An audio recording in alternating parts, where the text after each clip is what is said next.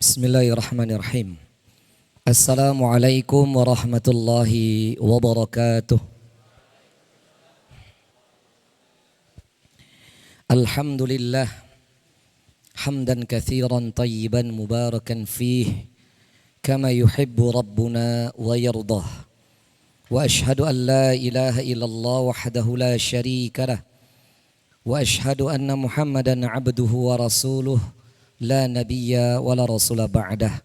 Allahumma salli wa sallim wa barik ala sayyidil mursalin wa imamil muttaqin nabiyyina Muhammadin sallallahu alaihi wasallam wa ala alihi wa ashabihi wa man tabi'ahum bi ihsanin ila yaumiddin amma ba'. Faqala Allah ta'ala fil Qur'anil Karim, a'udzu billahi minasy syaithanir rajim. Ya ayyuhalladzina amanu taqullaha wa qulu qawlan sadida yuslih lakum a'malakum wa yaghfir lakum dhunubakum wa may yuti'illaha wa rasulahu faqad faza fawzan 'azima. Ayyuhal hadirin ikhwatal Islam rahimani wa rahimakumullah jami'an, para asatidzah Pondok Pesantren Zaid bin Thabit, yang semoga Allah selalu mencurahkan rahmat dan barokah kepada para asatidzah dan keluarga besar dari Ustadz Heri. Semoga Allah menyertakan rahmat dan barokah serta pertolongan perlindungan dari Allah Subhanahu wa taala kepada antum sekalian.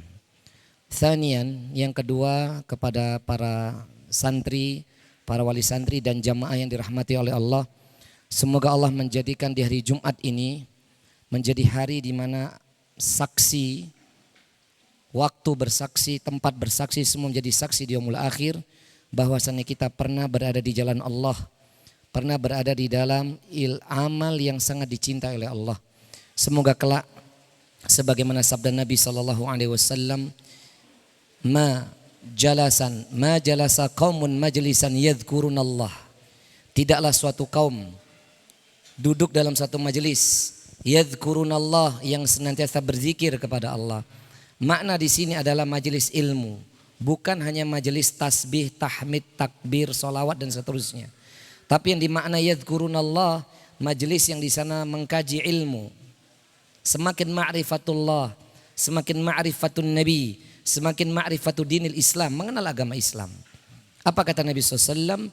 Illa haffat alaihimul malaikah, melainkan Allah akan menurunkan malaikat. Bahkan perkataan seorang sahabat bernama Sofwan, malaikat turun ini membentangkan sayap-sayapnya. Lalu kemudian malaikat tersebut wa ghasyiyatuhumur rahmah, menurunkan rahmat. Apa yang dimaksud menurunkan rahmat di sini? Malaikat mengaminkan setiap doa-doa yang kita panjatkan. Semoga Allahu Jalla wa Ala di kesempatan yang penuh dengan rahmat ini, Allahu Jalla wa Ala menyempurnakan nikmat iman dan Islam menjadi takwa, dan semoga tatkala kita diwafatkan kelak nanti tidak membawa dosa sedikit pun, diwafatkan dalam keadaan syahid atau husnul khatimah. Amin. Dan yang ketiga, malaikat mengatakan wa nazalat alaihimus sakinah, malaikat membawa ketenangan. Saking tenangnya ada yang tidur. Nah ini dia, ya kan? Sampai gelier-gelier tuh yang buri gitu, gelier-gelier. Kemudian yang ketiga, wa dzakarahumullahu indah, malaikat menyebut-nyebut nama kita di sisi Allah. Maka detik ini yang datang dengan sungguh-sungguh niat karena Allah, kemudian ada yang cuman tinguk, yang gelir-gelir sampai turu, ini disebut-sebut nih sama Allah nih detik ini. Nih si fulan ini tidur ya Allah, si fulan ini begini ya Allah, disebut ini. Sampai ada yang ngeces, itu disebut sama Allah itu nanti ya. Semoga Allah Ta'ala selalu menyebut kita dalam kebaikan. Amin Allahumma amin. Jamaah yang dimuliakan oleh Allah Subhanahu wa Ta'ala, pada kesempatan di sore hari ini dengan waktu yang tidak banyak ya, setengah jam ke depan, kita akan melanjutkan kembali pembahasan 2 bulan yang lalu, membahas satu kitab tulisan ulama Ahlus Sunnah wal Jamaah, Fadilatul Syekh Al-Alama Al-Ustadz Dr. Abdul Razak bin Abdul Muhsin Al-Abad Al-Badr hafizullahu ta'ala. Disebut lebih dikenal dengan Syekh Abdul Razak, yang berulang kali datang ke Indonesia, pengajar tetap di Masjid Nabawi dan juga pengajar tetap di Universitas Islam Madinah. Mudah-mudahan santri saya bisa, ada yang bisa sampai sekolah nanti sampai di Madinah. Amin Allahumma amin. Di dalam kitabnya Asyru Qawaid fi Tazkiyatin Nafsi, 10 kaidah dalam membersihkan jiwa. Ingat jamaah, di muqaddimah yang lalu kita sudah memaparkan, kita mendengar bersama kenapa kita harus membahas masalah ini. Kenapa hati kita harus bersih. Saya sudah sampaikan, yang Anda lupa itu loh, lupa ini kayaknya. Yang pertama, saya sudah sampaikan kenapa kita harus bersih jiwanya. Karena Allah nggak akan mau bertemu dengan hamba yang kotor itu hatinya. Nggak mau ketemu. Saya sudah jelaskan dalilnya. Surah Asy-Syu'ara ayat 88-89. Yang kedua, alasannya karena Allah Ta'ala ingin agar setiap jiwa kita yang sempurna awal penciptaannya, agar kembali sempurna penciptaannya. Dan saya sudah bacakan kemarin dalilnya dalam surat Asy-Syams ayat ke-9 dan ke-10. Sampai saya jelaskan di pertemuan yang lalu, maksudnya dijelaskan oleh Syekh Abdul Razak, saya terjemahkan kitabnya. Bukankah Syekh mengatakan menukil firman Allah sampai bersumpah terhadap 5 ayat-ayat Allah. 5 makhluknya. Bersumpah dengan matahari, bersumpah dengan rembulan, bersumpah dengan siang, bersumpah dengan malam. Baru Allah Ta'ala mengutarakan bersumpah dengan langit dan bumi. Lalu Allah mengatakan, wa nafsi wa ma sawwaha, demi jiwa yang sempurna Allah menciptakannya. Jadi jiwa kita ini sempurna asal muasal penciptaannya. Dan ketika sempurna jiwa ini asal muasal penciptaannya, Allah nggak mau tuh kalau kita besok mati dimatikan oleh Allah, kembali berhadapan di hadapan Allah, jiwa kita kotor. Maka Allah ingatkan di ayat yang ke-9, qad aflaha man apa? Tazakka fa zakkaha. Qad aflaha man zakkaha. Sungguh amat beruntunglah siapa saja yang membersihkan jiwanya. Tapi ayat berikutnya wa qad khaba man dassaha. Dan sungguh amat merugilah siapa saja yang mengotori jiwanya. Ya, hari ini kita akan lanjutkan di kaidah yang pertama. Sebelum di kaidah yang pertama kita lanjutkan, ingat jemaah, kita datang dalam majelis ilmu ini supaya tidak terkena penyakit yang berbahaya. Yang ini penyakit diwarisi, maksudnya muasal dari iblis, yakni al-kibr. Sombong. Dan sombong ini tingkatannya macam-macam, sudah saya jelaskan. Pertama ya, gerbang orang itu nanti jadi sombong, ujub. Ya, supaya kita tidak ujub, maka kita bahas ini. Bangga diri, merasa lebih baik, yang lainnya di bawah dia, ujub. Itu penyakit iblis. Kalau ujub nggak mau disembuhkan, ini saya ringkas ya dari 3 kitab ya. Pertama kitab Ad-Da'wa Ad-Dawa Al-Imam Ibnu Qayyim Al-Jauziyah. Kemudian Jamilul wal Hikam kitabnya Al-Imam Ibnu Rajab Al-Hambali. Hatta ungkapannya Al-Imam Al-Ghazali dalam kitabnya Ihya Ulumuddin. Ujub ini penyakit gerbang pertama. Maka kalau di antara kita masih ada ujub merasa lebih baik, ini nih hati-hati. Maka akan ada penyakit kedua kemarin saya jelaskan, sum'ah. Sum'ah itu yang dasar apa? Senang kalau kebaikannya disebut-sebut orang. Dan sum'ah terparah adalah gila pujian dan rindu pujian. Ya, ini bahaya ini. Kalau kita senang kebaikan disebut-sebut, Masya Allah, senang nih. Walaupun Alhamdulillah. Omongnya Alhamdulillah tapi hatinya senang. Itu sum'ah itu. Afan ya, maaf ya, paham ya jamaah ya, paham gak? Kalau omongnya senang, Masya Allah, Alhamdulillah. Ini lisannya Masya Allah, Alhamdulillah. Hatinya senang, sum'ah. Dan sum'ah terparah adalah rindu pujian dan gila pujian. Dan kalau dihina orang, sakit hati. Dipuji orang, ngefly gitu ya. Nah, itu sum'ah. Kalau sum'ah gak mau disembuhkan, muncul penyakit ketiga. Ini penyakit dosa besar. Bahkan di dalam kitab Tauhid, Syekh Muhammad At-Tamimi rahimahullahu ta'ala menukil hadis sahih Muslim. Sampai dikatakan oleh beliau dalam 2 hadis ini. Ini disebut nanti adalah asyirkul asghar. Nabi mengatakan, tidaklah sesuatu yang lebih aku khawatirkan menimpa diri kalian wahai umatku, melebihi kekhawatiranku daripada fitnatud dajjal. Apa dia ya Rasulullah? Asyirkul asghar. Ma makna syirkul asghar?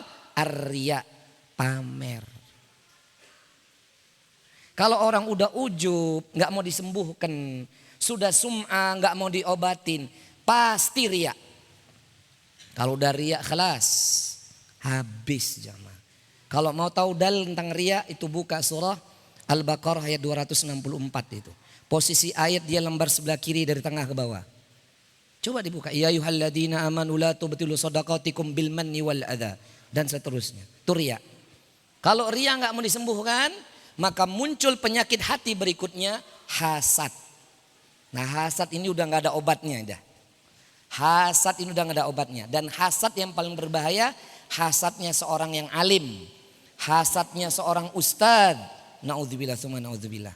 Nas'alullah salamul afiyah. Kalau orang yang udah pernah mondok jadi ustadz punya hasad, itu lisannya racun. Percaya enggak? Iya, kalau sudah racun itu bahaya. Bisa mempengaruhi orang. Ya, paham jamaah ya? Soalnya dia menyebar kebencian. Kalau orang sudah hasad tuh orang dititipi ilmu tapi enggak barokah ilmunya. Ngomong ke murid-muridnya untuk membenci fulan, menghina fulan, merendahkan fulan. Itu hasad. Hasad itu enggak akan berhenti sampai Allah Ta'ala memberikan dia hidayah atau dia bertobat kepada Allah. Nanti di dalam Kitabul Jami' Al-Imam Ibnu Hajar Asqalani menjelaskan dalam hadis Sahih Bukhari au ghairuh, hasad itu seperti api melahap kayu bakar. Maknanya apa? Hasad menghabiskan semua kebaikan. Jamaah masih di sini? Masih di sini? Lanjut? Atau mulai aja? Mulai bahasa Jawanya mulai mawon ya. Lanjut botan? Senyum dulu, senyum. Ono sing turu glier ngono. Turunya masalah nyenyak luar biasa. Pak, ingat Pak, ini belum di Raudhah. Yang wis ke Raudhah itu Ustaz Heri, kita belum. Ngene glier ngono. Lanjut nggih? Lanjut. Ngeleh. Yo sami, sabar. Enggak, guyon Pak, guyon. Saya udah makan insyaallah. Lanjut ya. Maka jamaah yang dibilangkan oleh Allah, kalau sudah hasad, ini saya ringkas saja nih. Kalau sudah hasad, nanti muncul penyakit yang dimiliki iblis, al-kibar, sombong. Sombong ini hakikatnya dua kan. Ketika Nabi mengatakan dalam hadis Sahih Muslim, la yadkhulul jannata, enggak akan dimasukkan tuh seorang hamba yang dia memiliki kesombongan walaupun seberat biji dzarrah. Lalu tiba-tiba sahabat Ansor datang menghadap Nabi, saking ketakutannya. Kalau kita dengar ini kan biasa aja, santuy kita nih dengar ini. Kalau sahabat dengar ini gemetar jemaah. Itulah yang dikatakan Allah, innal mu'minuna, itulah yang dikatakan innal ladina amanu. Atau di dalam ayat yang lainnya ya. Misalnya Allah Ta'ala katakan dalam surah Al-Anfal itu kan, sesungguhnya orang mukmin idza dzukirallah, apabila disebut asma Allah, wajilat qulubuhum, bergetar hatinya. Bergetar hatinya itu tambah takut. Lah ini sahabat tuh begitu tuh. Keimanan diterima, turun dalil hadis ini, gemetar. Lalu dia datang kepada Nabi, ya Rasul, apakah termasuk sombong kalau pakaian saya bagus, sendal saya bagus? Branded ya. Kayak ibu-ibu pakaiannya mungkin mereknya apa tuh Bu yang mahal itu Bu? Yang satu style 7 juta 8 juta itu Bu. Apa itu Bu? Sasesa, Sasa, Masako, Royco gitu ya. Kalau bapak-bapak apa Pak? Rebana, Rebani, apa meneh iki? Samase, Semasa, ngono pula kabeh lah. Apakah sombong kalau naik mobil Lexus kayak miripnya punya Sambo itu ya? Lexus. Semoga Sambo diberi hidayah itu. Apakah sombong kalau punya mobil Lexus, motornya Nemax, Picex, Nemax, gitu. Apakah sombong? Gitu. Ya. Lanjut. Apakah sombong punya sepatu harganya sampai puluhan juta? Maaf ya jamaah, saya punya murid itu, outfitnya aja sekali pakai 2M. Ini nggak bohong saya. 2M, orang Semarang. Udah outfitnya aja 2M, berarti kendaraannya kan gak usah dihitung, gak usah dihisap. 2M, bukan ember loh ya. Betulan miliar ini. Gak main-main. Ya, dia itu privilege-nya Dior. Saya juga gak tahu tuh Dior ya opo. Ternyata kalau ke tempat jual baju lah saya bilang itu, shopnya Dior itu dia privilege coba. Ya wajar dia sugih belgedu, du. Apa? Sugih belegedu, wajar outfit 2M gitu. Nek ke tanah suci itu enggak kayak kita, tanah suci itu sudah VVIP. Dartauhid Intercon, nggak ada tuh hotel-hotel murah. Pesawatnya bisnis class, turun tuh disambut dengan kayak gitulah, wajar. Apakah itu termasuk sombong? Itu dialami oleh sahabat. Lalu Nabi mengatakan, innallaha jamilun yuhibbul jamal. Ini jadi dalil bahwasannya kalau punya barang mewah, punya barang branded itu tidak termasuk sombong. Sesungguhnya Allah Maha Indah dan menyukai keindahan. Berarti boleh nggak ibu-ibu pakai barang branded, Bu? Boleh nggak Pak Yoga pakai barang branded, Pak Yoga? Boleh. Outfitnya 20 juta misalnya, 30 juta misalnya, enggak masalah. Wong istrinya perias kan, wajar aja boleh. Iya kan, boleh nggak? Tuh, Nahdi, Masya Allah, outfitnya Masya Allah. Beb, gimana Beb misalkan? Enggak masalah. Paham ya? Tapi Nabi mengatakan al-kibr 2, batarul haq wa ghamtun nas. Menolak kebenaran yang datangnya dari Allah dan Nabinya. Dijelaskan ulama Ahlussunnah. Dijelaskan ini yang hak, ini yang batil. Kose kata kiai kulo enggak koyo ngono. Ora iso ki sombong berarti. Ulama sepakat ngomongnya A, tapi kiainya ngomongnya B. Kita milih yang mana? Ulama sepakat atau kiainya dia? Hah? Kira-kira 4 ulama madhab ketika berpendapat pakai dalil enggak jamaah? Pakai dalil enggak? Ya iya, makanya jangan ada yang mengatakan saya enggak bermadhab. Itu orang maaf harus belajar banyak. Kita ini kalau enggak bermadhab ngerti apa tentang agama? Gitu nggih? Itu batarul haq, menolak kebenaran. Yang kedua wa ghamtun nas. Sombong itu merendahkan manusia. Entah dengan hatinya, entah dengan pandangannya, apalagi dengan ucapan. Kadang-kadang ada orang itu merendahkan orang lain itu tanpa disadari. Nek delok uang tuh dari atas sampai ke bawah gini. Delokin tuh sampai hatinya bergumam. Nah gitu. Itu ghamtun nas itu. Delokin sampai geleng-geleng. Itu merendahkan manusia itu. Enggak akan masuk surga jemaah. Walau kalilan, walau bidzarratin, walaupun seberat biji dzarrah, enggak masuk surga. Kita datang ke sini ingin bersih hatinya. Bahkan tujuan kita ngaji di sini sudah saya sampaikan di pertemuan yang lalu. Kita kepengen mati besok jamaah, diwafatkan oleh Allah, nggak punya benci sama orang. Amin Allahumma amin. Amin. Kita kepengen mati tuh nggak membuat dosa sedikit pun. Amin Allahumma amin. Nggak punya amarah, nggak punya dendam. Jadi kalau hari ini kita masih punya benci tuh sama orang, kita masih punya amarah tuh sama orang, wallah itu hati kotor. Allah nggak menjumpa sama kita aja. Nggak mau ketemu, mau walau tuh hafal Quran, hafal hadis, nggak akan Allah bertemu dengan kita. Maka untuk itu kita akan belajar. Berapa menit lagi nih saya? Tinggal 12 menit, baru gue mulai aku. Gitu. Sebentar, ngaji di sini enak banget, cuma setengah jam mulai, enak. Alhamdulillah. Lanjut. Ya, makanya kalau mau lama, datangnya cepet Pak. Nyun saya nggih. Gak apa-apa nggih. Saya pertemuan yang lalu nunggu 40 menit. Nah, kalau mau ngaji sama kulo lama, besok datang ke sini jam 4. Sepakat ya? Lanjut ya. Jadi sholat asar di sini lah. Nanti tak usahakan asar di sini. Kalau enggak ya saya dari sana habis asar. Iyalah. Harusnya kan ustadz yang ditunggu murid. Masa murid ditunggu ustadz? Adabnya pripun? Gurunya yang ditunggu murid atau muridnya ditunggu guru nih? Dua-dua nih. Ya salam. Lanjut. Yang datang lebih awal semoga pahalanya banyak. Yang datang terlambat pahalanya banyak. Enak banget ya. Saya yang datang dari awal santri berarti ya. Pahalanya luwe akeh. Amin Allahumma. Saya yang datang paling terlambat pas kafaratul majlis. Semoga diampuni dosa-dosanya. Tayyib. Al-qaidatul ula. Tips yang pertama, kaidah yang pertama kata Syekh Abdul Razak, pembersih yang pertama dan utama untuk bersih jiwa kita dari segala kotoran adalah at-tauhidu aslu ma tazakku bihid nufusi. Tauhid. Mentauhidkan Allah merupakan sumber utama pembersih jiwa. Jadi tauhid. Berarti kalau hatinya sebaliknya naudzubillah summa naudzubillah min dzalik, kalau hatinya punya kotoran, kalau hatinya itu ada kesyirikan, berarti itu sumber kotornya jiwa. Bahasa mudanya gini jemaah. Kalau ada seorang hamba, amin, semoga bukan kita nggih, amin Allahumma amin.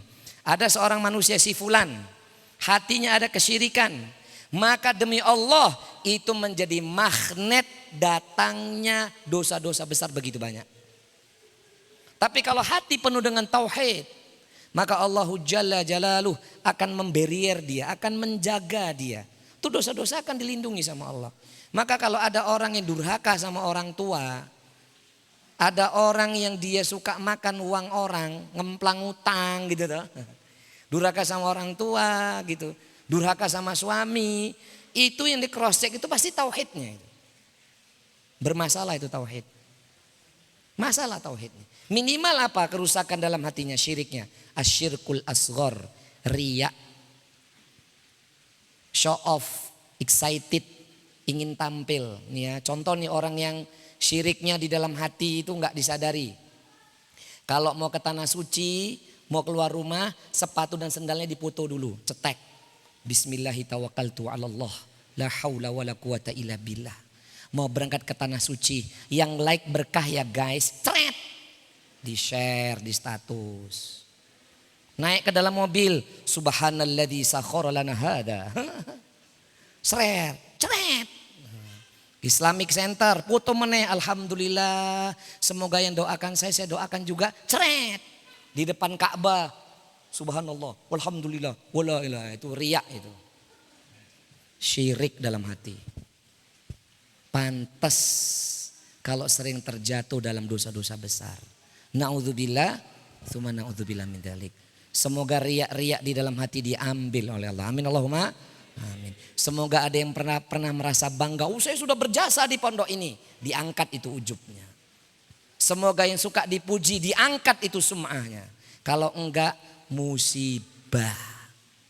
Intinya Bapak Ibu, khususnya saya dan para asatidzah, jangan pernah merasa sudah berbuat banyak hal. Wala haula wala quwata illa billah. Kalau kita sudah merasa banyak berbuat dalam kebaikan, itu namanya riya. Syirik khafi itu namanya. Ini ada santri yang sudah hafidhah. Jangan pernah ustadz merasa itu murid saya yang mendidik. La, Allah itu yang kasih fadilah, ente bisa ngajar. Kalau kita udah merasa banyak berbuat kepada kebaikan di pondok, di dimanapun, mesti itu hatinya kotor. Lanjut. Juga ibu-ibu jangan pernah merasa kalau bukan aku mas, siapa lagi yang dampingi kamu? Aku yang paling ngerti kamu mas.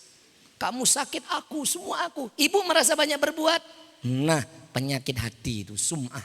Suami juga kalau kue nggak nikah sama aku, kayak dadi opo dek? Lah dadi menungso toh. Emang dadi opo? Memang ada tuh lanang ini nesu ya Allah. Ya. Dari A sampai Z, kue kalau nggak tak nikah, jadi bagus kue ya mas. Nah, istrinya juga ngomong-ngomong, kalau dulu bapakku nggak nompo kue, jadi apa ya? Jadi menungso kabeh. Ini nggak boleh nih. Maka saya ingatkan, mungkin bagi kita yang di lingkungan pondok, enggak lah kita nggak mungkin itu datang itu ke Gua Kriu, ya? Gua Kriu salah ya? Gua Kriu tempat kita. Gua Kriu itu tetap ada sesajennya itu ya. Nggak mungkin tuh datang ke mana itu. Kemana jemaah? Tempat-tempat sana itu. Enggak mungkin itu sedekah bumi, sedekah laut. Kita insya Allah enggak lah. Apalagi sedekah langit. Sedekah langit piejal. Nah helikopter tumpang ngono ya. Kepala kebonya di ngono kayak ngono. Nah sedekah laut kan jelas kepala kebo itu. Sedekah bumi jelas. Nah sedekah langit piye sesuk iki. Nah helikopter itu bawa tumpengan ditaruh di awan gitu. Mungkin kita enggak lah insya Allah. Datangi dukun insya Allah enggak lah. Apalagi Mbak Riri. Tahu Mbak Riri? Remote langit itu ya. Nggak mungkin kita percaya dengan pawang-pawang hujan kayak palsu kayak gitu. Paham? Tapi yang jadi penyakit di kita ini adalah asyirkul asghar. Riya, sudah merasa banyak berbuat dalam Islam. Kita nggak bisa pernah berbuat apa-apa aja. Kalau antum dan ana kita semua merasa telah banyak berbuat di dalam Islam, berarti kita sum'ah, kotor hati kita.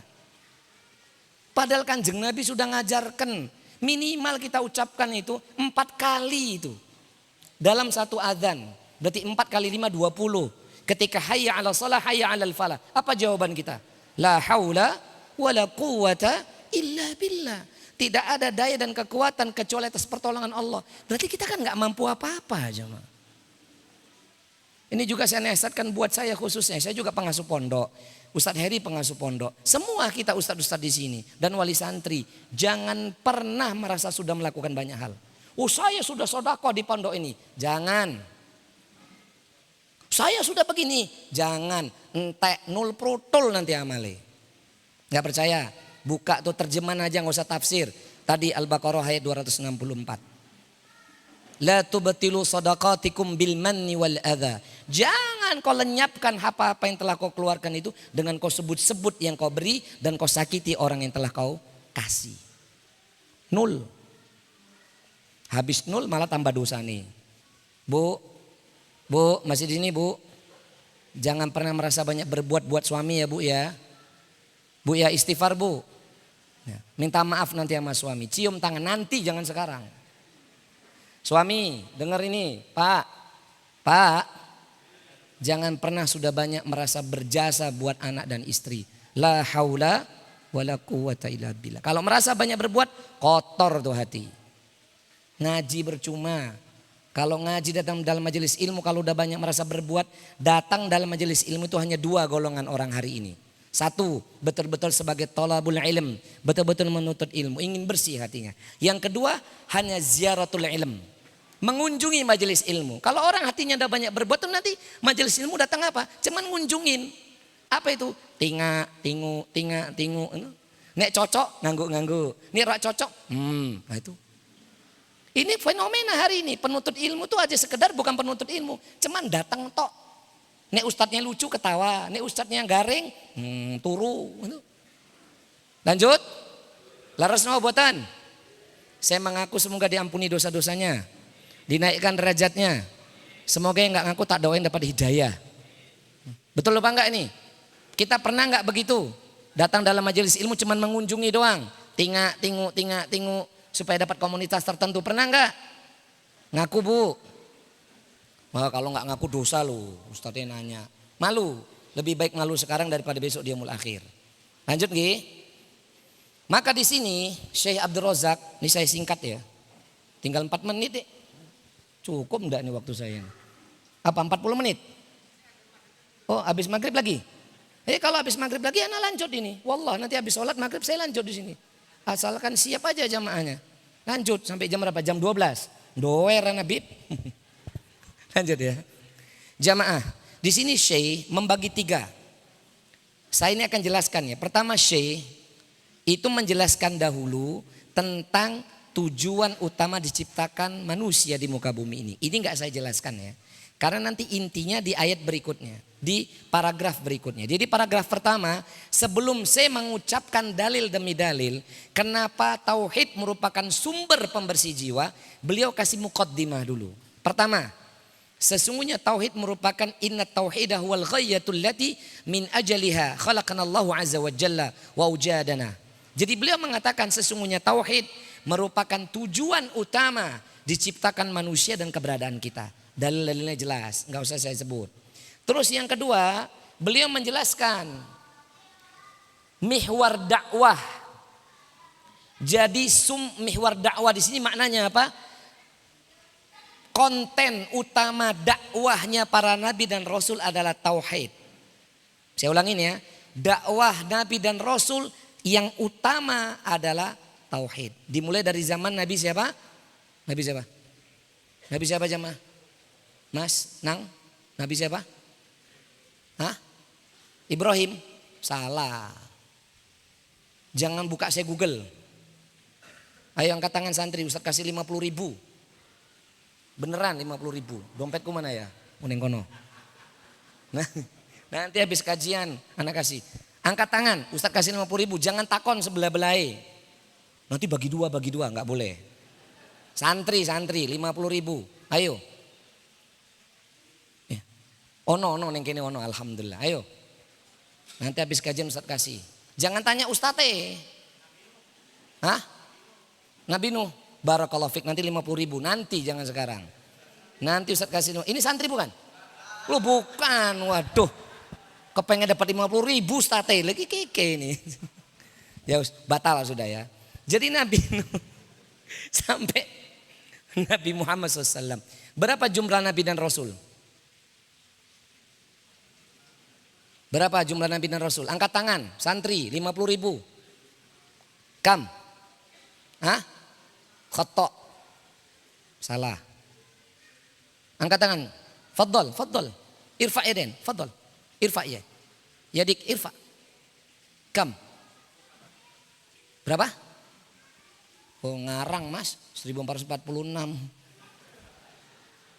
Jumlah Nabi dalam riwayat Imam Ibnu Majah au ghairu, jumlah Nabi 124 ribu Nabi.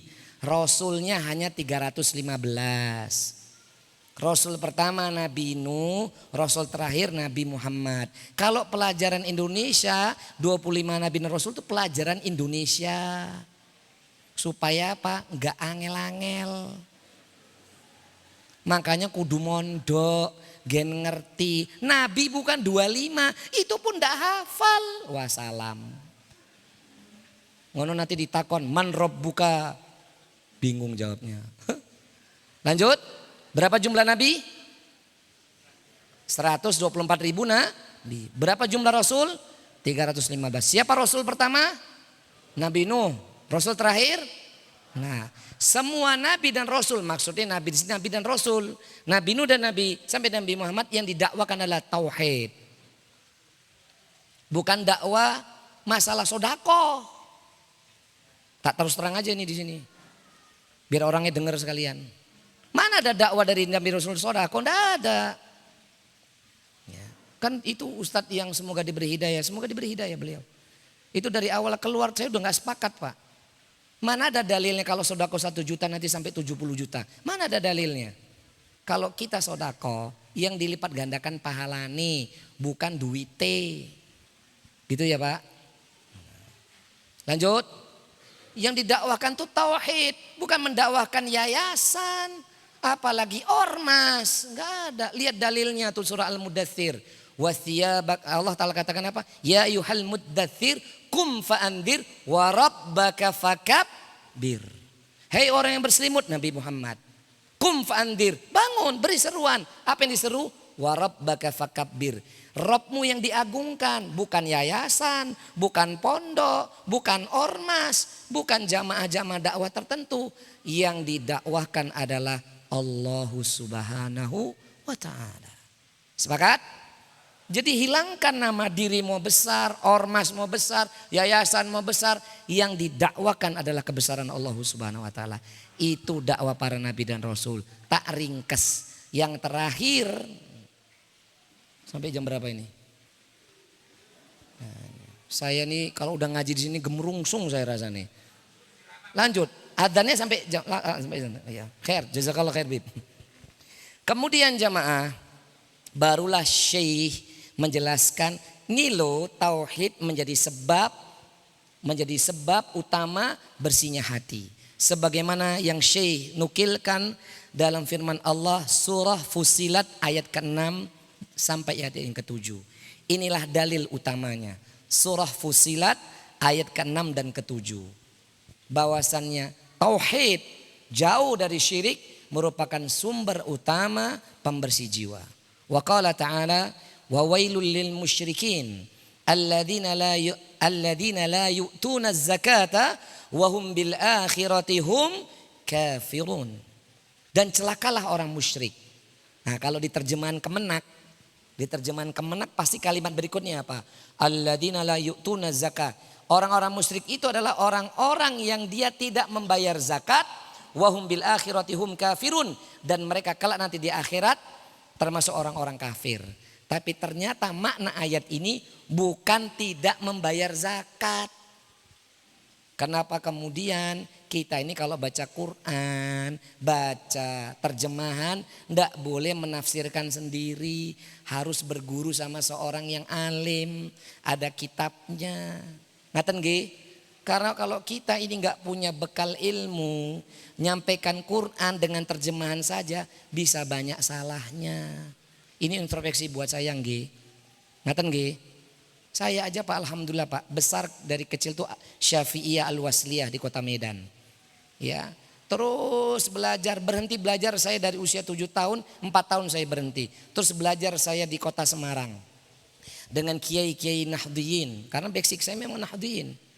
Ya, kalau sanad Quran saya itu generasi ketiga tuh. Kiai saya, dia punya kiai, lalu Bayai Arwani Kudus, Yanbu Al-Quran. Itu sanad Quran saya. Kalau sanad kitab saya itu Bayai Muslih Futuh yang Meranggen. Jadi ini sanad-sanad. Kalau manhaj saya belajarnya itu di Masjid Nabawi. Belajar lagi. Di sana saya talaki, di sana saya tahsin, belajar akidah, belajar adab. Walaupun gak sebentar, walaupun gak lama, sebentar. Faham ya? Faham jamaah? Dan itu semua jamaah diperoleh puluhan tahun. Jadi gak bisa itu gelarnya LC langsung ceramah. Apa? LC langsung ceramah. Dengan bawa Quran terjemahan gak boleh. Lah maka maksud ayat ini apa? Tafsirnya menggunakan tafsir Syekhul Islam Ibnu Taimiyah dan ulama mufassir yang lainnya. Yang dimaksud ayat itu adalah hiya at-tauhidu wal imanu ladzi bi yazuqqul qalbi. Yang dimaksud ayat itu orang-orang musyrik adalah orang-orang yang dia tidak bertauhid, tidak beriman. Yang sesungguhnya tauhid dan iman merupakan pembersih hati. Ngaten nggih? Jadi bukan tidak bayar zakat maknanya ayat di situ. Berarti maknanya nopo? Maknanya nopo? Siapa yang dimaksud orang musyrik? Yang dia tidak membersihkan hatinya dengan tauhid dan iman. Itu maknanya. Ngaten nggih? Itu maknanya. Fa innahu yatadamna nafyu ilahiyati ma siwal haqqi minal qalbi. Kata Syekhul Islam. Karena sesungguhnya ayat itu satu, peniadaan sesembahan selain Allah di dalam hati. Dua, wa itsbatu ilahiyatil haqqi fil qalbi. Penetapan, keteguhan, kekuatan, penekanan bahwasannya satu-satu yang berhak disembah hanyalah Allah. Maksudnya begini, tak simpulkan biar mudah. Ini kan bahasa kitab. Tak simpulkan gini Pak. Kalau hati sampai hari ini terlalu banyak berharap dan bergantung kepada makhluk, berarti tauhidnya bermasalah. Kalau hati tawakalnya lebih besar kepada makhluk, tauhidnya bermasalah. Kalau hati lebih takut daripada Allah, lebih takut kepada makhluk dibandingkan Allah, tauhidnya bermasalah. Kalau hati lebih mencintai selain Allah, tauhidnya bermasalah. Sampai ulama salaf mengatakan di kalangan tabi'in, semakin besar kau berharap kepada makhluk, semakin banyak kekecewaan yang akan kau dapatkan. Makanya ibu-ibu, tapi gak usah diucapkan ke suami ya. Semakin ibu-ibu berharap kepada suami, semakin banyak kekecewaan yang akan kau dapatkan. Tapi jangan juga kemudian, aku rak butuh suamiku. Ya gak gitu juga. Nih Beb, denger Beb. Kalau seorang laki-laki berharap penuh sama istrinya supaya ngurusin anak-anak, berarti semakin banyak kekecewaan yang akan kau dapatkan. Pasangan itu hanyalah wasilah Bapak Ibu. Sama Bapak Ibu nitipkan anak-anak di pondok ini. Terlalu besar berharap kepada Ustadz Heri dan asatidzah yang lainnya. Semakin banyak kekecewaan yang akan Anda dapatkan. Berharap hanya kepada Allah Ta'ala saja. Wa may yatawakkal 'ala Allahi fahuwa hasbu. Karena yang mencukupkan itu hanyalah Allah, bukan makhluk. Gitu nggih? Lanjut. Senyum. Wis ngantuk kabeh gitu. Mulai wae aku ngantuk. Ngantuk boten? Ngeleh. Iya. Gitu nggih. Nanti sebenarnya saya ini gratil ini. Ini saya udah gratil mau ngeluarin ini, tapi kayaknya to be continue ya. Ada itu cinta yang 50-50 itu. Itu cinta yang 50-50, 50 buat Allah, 50 buat makhluk. Itu cinta yang merusak akidah. Mesti itu hatinya kotor. 50 buat Allah, 50 kepada makhluk. Itu yang kasih saya judul kalau kajian di mana-mana, cinta yang terbagi. Dikirai jamaah ibu-ibu bicara poligami. Padahal cinta yang terbagi itu 50 kepada Allah, 50 kepada selain Allah. Itu rusak akidahnya. Lanjut. Lalu kemudian Al-Imam Ibnu Qayyim Al-Jauziyah rahimahullah berkata, qala aktsarul mufassirina minas salafi wa min ba'dihim hiya at-tauhid. Tentang ayat tadi surah Fusilat ayat 6 dan 7 tadi. Imam Ibnu Qayyim mengatakan kebanyakan para mufasir dari golongan salaf, dari kalangan salaf, sahabat, tabi'in, tapi dua tabi'in, menafsirkan ayat tersebut adalah tentang tauhid. Karena tauhidlah, keimananlah yang membersihkan jiwa-jiwa manusia. Maka semakin kotor itu keimanan kita, semakin kotor hatinya. Semakin bagus tauhid seorang hamba, semakin baik tauhid seorang hamba, maka semakin bersih itu hatinya. Faham jamaah? Faham ge? Mungkin ini dulu yang bisa kami sampaikan. Kalau mau tahu di kiat yang kedua, stay tune terus di kajian apa nih? Ini ya, di pondok ini bersama ustadz-ustadz yang lain, ya. Saya datang di sini, kita lanjutkan nanti pada pertemuan yang akan datang di kiat yang kedua dalam membersihkan jiwa. Diperhatikan jamaah, cek cintanya, harapannya, rasa takutnya, tawakalnya, berlindungnya, apakah besar kepada Allah atau besar kepada makhluk? Semakin besar kepada makhluk, semakin kotor hatinya. Nas'alullah salamah wal afiyah. Mungkin ini dulu yang bisa kami sampaikan karena sudah mau maghrib, kita berdoa ya. Maka jamaah sebelum kita berdoa, ini karena ada permintaan, masing-masing di antara kita beristighfar terlebih dahulu. Astaghfirullahaladzim. Astaghfirullahaladzim.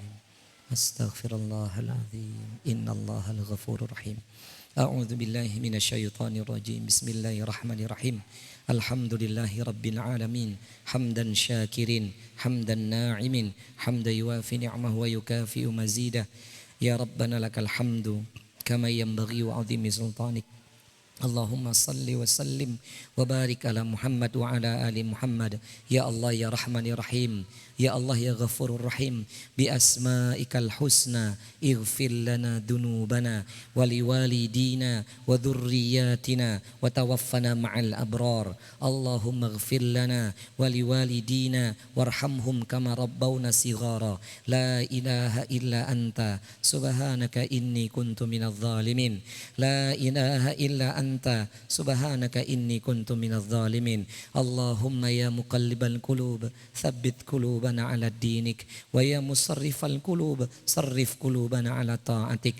Rabbana la tuzigh qulubana ba'da idh hadaitana wa hab lana min ladunka rahmah innaka antal wahhab. Allahumma barik lana fi rizqina wa barik lana fi umrina wa barik lana fi ahlina. Allahumma yassir lana kullal yasir umurana fid dini wad dunya wal akhirah.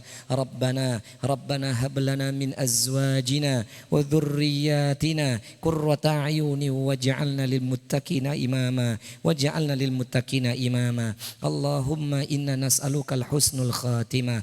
Allahumma inna nas'alukal husnul khatimah. Allahumma inna nas'alukal husnul khatimah. Allahumma inna nas'alukal jannatal firdaus.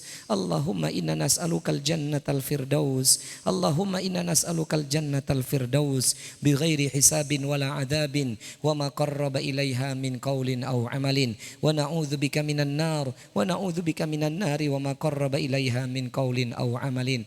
Rabbana taqabbal du'aana Rabbana taqabbal du'aana Rabbana taqabbal minna innaka antas samiul alim wa tub alaina innaka antat tawwabur rahim. Rabbana atina fid dunya hasanah wa fil akhirati hasanatan wa qina adzaban nar wa qina adzaban nar ya aziz ya ghafar ya rabbal alamin. Wa sallallahu ala nabiyyina Muhammad subhana rabbika rabbil izzati amma yasifun wa salamun alal mursalin walhamdulillahi rabbil alamin. Subhanakallahumma wa bihamdik asyhadu an la ilaha illa anta astaghfiruka wa atubu ilaik. Wal akhir wassalamu alaikum warahmatullahi wabarakatuh.